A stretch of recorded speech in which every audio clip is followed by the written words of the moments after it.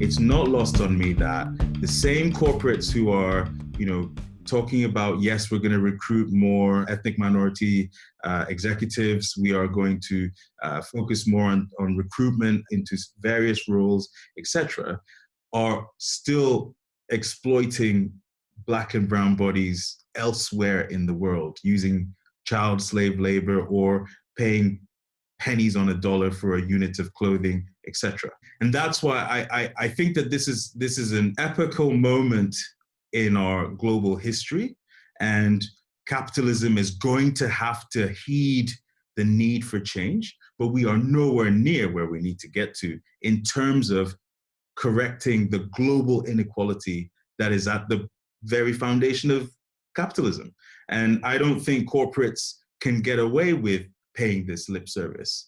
You actually need real change, sort of like we saw from the executive group of leadership of Ben & Jerry's that are calling for reparations, an actual transfer of capital wealth from those who have benefited from this unjust system to those who have not benefited and who have been exploited. Another example I might use would be Netflix, where Netflix, out of the blue, decides we're going to shift $100 million of our cash into a Black-owned bank, or two Black-owned banks. And those two Black-owned banks, their share prices went up by 88% and 150% respectively. That is a true transfer of wealth. By the way, people like Netflix haven't just joined this conversation. People like Ben & Jerry's haven't just joined this conversation. In order for Ben & Jerry's to be able to come up with a policy that says we need reparations as the ultimate fix, they needed to have already had a diverse board in place.